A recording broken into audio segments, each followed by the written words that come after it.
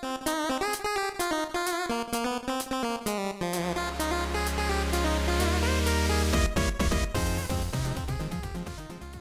there everybody, this is Ed and welcome back to another edition of Bagel and Booze, Rank and Chug edition.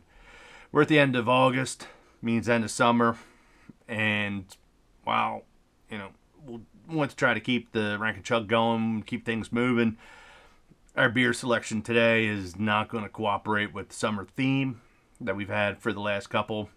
I guess no fault of my own for shopping for beer today.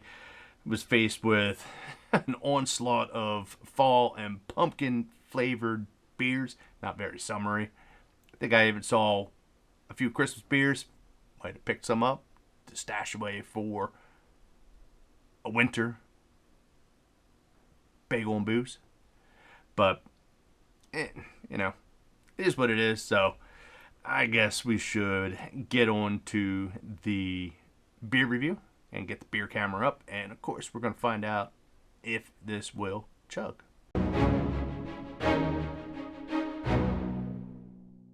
So for today's edition of Bagel and Booze, Rank and Chug edition, we got a beer that's coming out to us just over the state line from PA, specifically from Pittston, PA, and it's from Evil Genius. It is their Is Butter A Carb?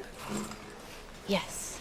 And this is one of their Oktoberfest beers. Like I said, not really summery, but it fits with kind of what we're heading into. We're heading into September, which means it is Oktoberfest time. So I did the best I can. Interestingly, with this, this is a collaboration between Evil Genius and Annie Ann's Pretzels.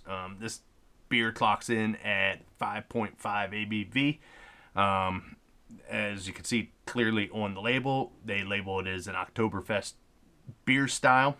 Well, in America, this typically when you get something that's listed as an Oktoberfest, it's going to be a Marzen, which is kind of a little bit dark, slightly sweet beer, with kind of a dry side to it. But I have a feeling more than likely it's going to be something more on the Fest beer, which in contrast to the dark with that, it's going to be more of a bright golden beer, which they define a little bit more as kind of a smooth, clean, pale German lager. Got a strong malty flavor with a light hop characteristic. So we'll find out from this as to just kind of how what side it falls on. If it comes out dark, we've got more of a Marzen. If we've got more of a golden ale, we've got a Fest beer.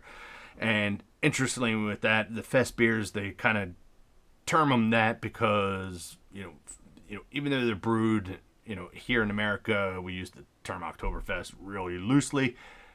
Within Germany, the only things that can actually be classified as Oktoberfest beer are those that are brewed within the city limits of Munich. I think it's really there's 6 breweries that are allowed to brew or that will brew for the festival there.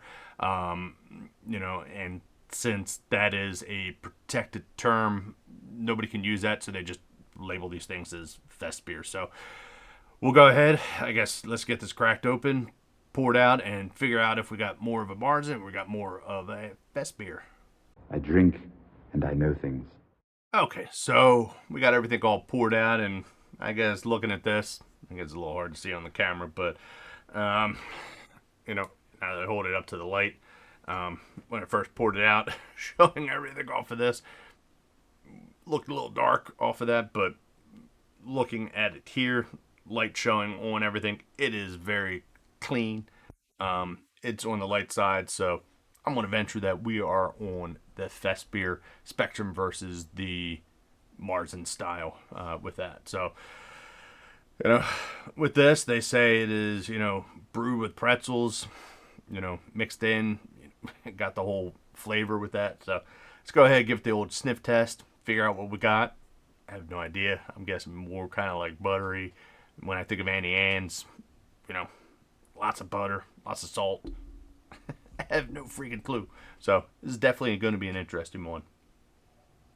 So right off the head, the nose, you know, not much that comes off.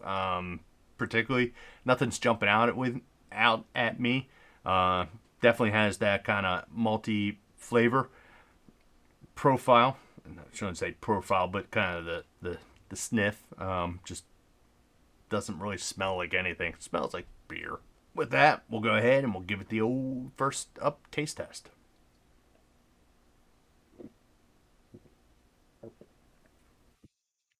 So, off the initial bat, definitely fits in with the Oktoberfest beer profile. And definitely get that kind of nice, robust malt flavor that comes into play. Definitely a very, I classify it as like a meaty type taste. Very full beer. It's not light. In its profile, there is a bit of saltiness that I get off of the beer. Not really tasting if there's supposed to be any like butter flavor. Not really getting any of that. To me, it's kind of the standard, kind of Oktoberfest beer that I would get at, here in Delaware. They call it the Sangerball. That's the big Oktoberfest that we have here every year. There's no real flavor profile that I've got jumping out. I guess I was kind of expecting something with the and to be, something kind of more pull forward in connection with this, but it's not much. It fits right there in with any of the other kind of Oktoberfest beers that we've had, or that I've had. We, talking us collectively. But, it fits, does its job, I guess, in regards to a rating scale. You don't got much to talk about on this one because there's not much varying in flavor. It fits right in there for what it sets up to be for the lager. Does very well. I can't find anything really wrong with this, so we're going to go ahead and give it out 5 out of 5 bagels. So, I guess with that, it's time to find out if this will chug. Okay, so it's time to find out if this beer will chug. I'm going to venture on the side that it is chuggable because there was not much from a flavor profile, nothing really standing out that would kind of knock it out. If you see, we did mix up our mug, the mug that I had, plus with, this being a short guy versus one of our tall beers, there wasn't much to chug, so we're going to give this one a proper Oktoberfest chug test. So we refilled into smaller mug, and we'll go ahead and find out. Wouldn't be proper if I kind of did half a beer for the chug. This guy, we're going to give it the full big old, mug test, for lack of a better term. So, I guess, ziggy-zaga, hoi, hoi, hoi. Let's go.